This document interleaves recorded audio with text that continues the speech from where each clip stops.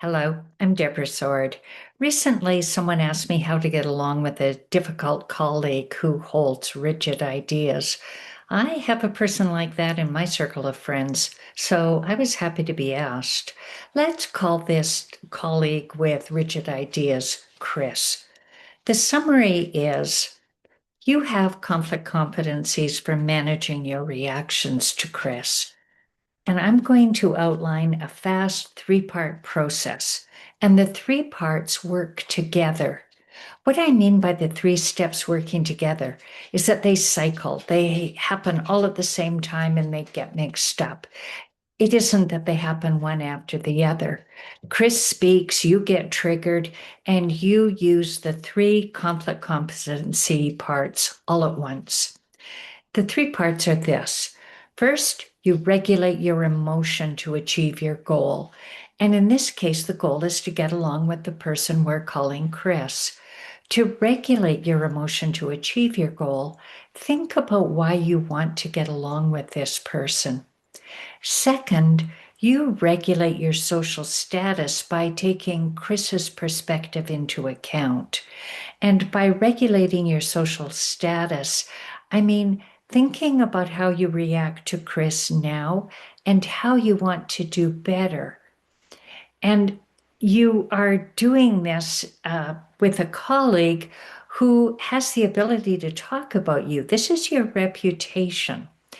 And we're soon going to be posting a new episode on perspective taking. So please subscribe to our podcast so you get news when that one drops.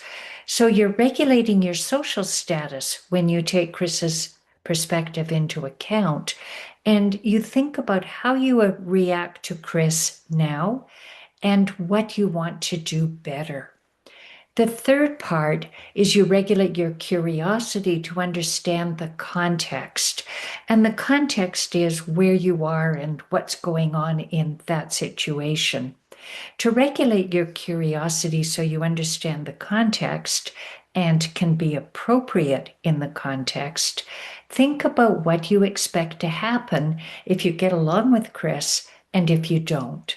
So that's the three parts: your goal, Chris's perspective, and the situation's context of where you are and what's going on so that you can be appropriate to the situation. Now, let's look at in more depth at how those three parts work together. First, your goal. This is the part where you achieve your goal that's getting along. Whether the person is a work colleague or on a volunteer committee with you, maybe a family member or in your book club, your reason to get along is to be more conflict competent. Chris is giving you practice. Say, thanks, Chris. The research is becoming clear that people are attracted to people with good energy and good people skills. So conflict competencies fit that category of skills. It's to your benefit to be conflict competent, including with difficult people, because other people will find that attractive in you and want to be on your team.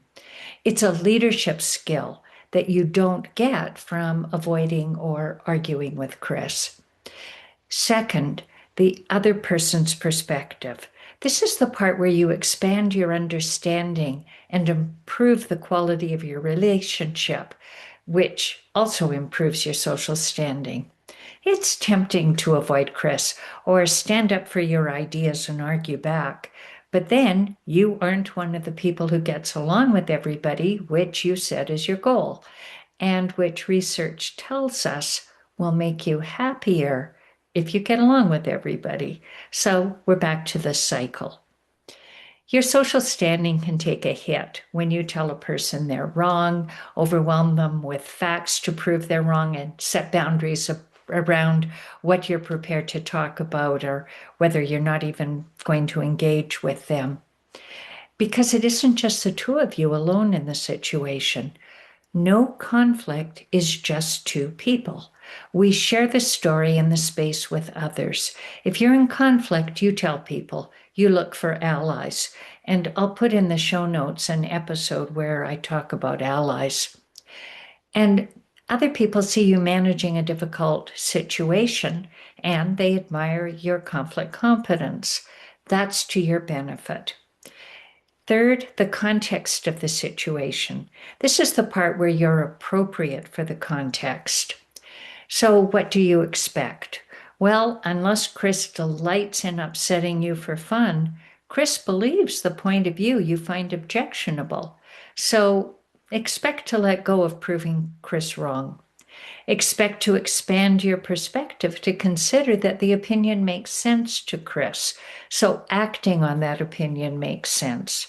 Expect to gain understanding and empathy. Expect to be more relatable to others. Don't expect to school, change, or shame Chris, because that's not conflict competency.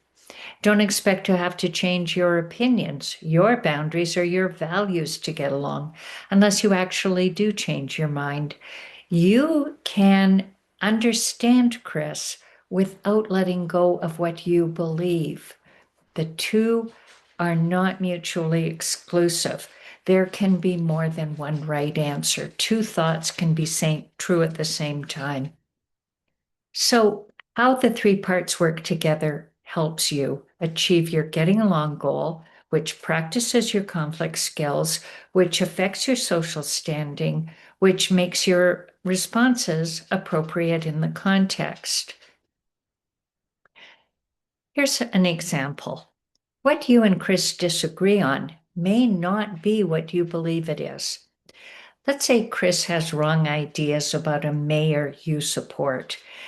That's not the real disagreement. What Chris believes doesn't concern you unless the city mayor is a friend of yours. So, what about the mayor you like does Chris object to? Let's take an example. You and Chris might both be concerned about teenagers hanging out at a park late at night. Chris believes the mayor is wrong about youth crime.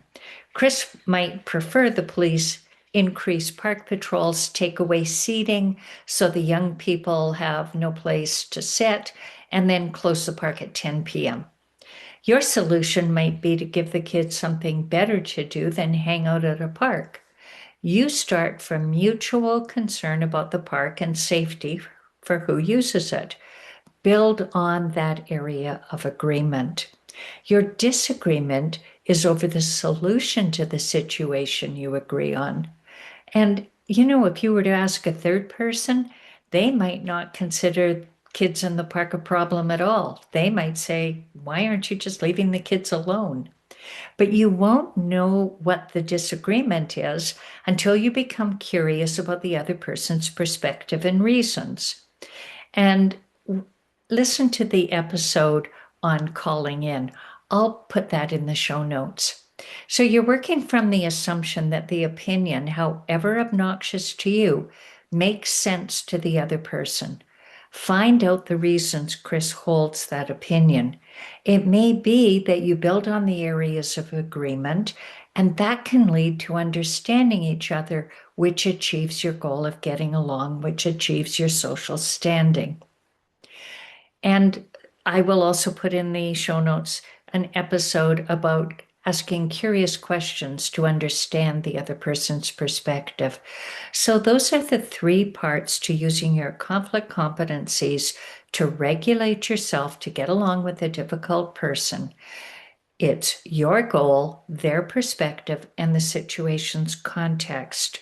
The parts work together all at the same time to improve the quality of your relationships. Thank you so much for listening. Leave a comment. Let me know how that works for you.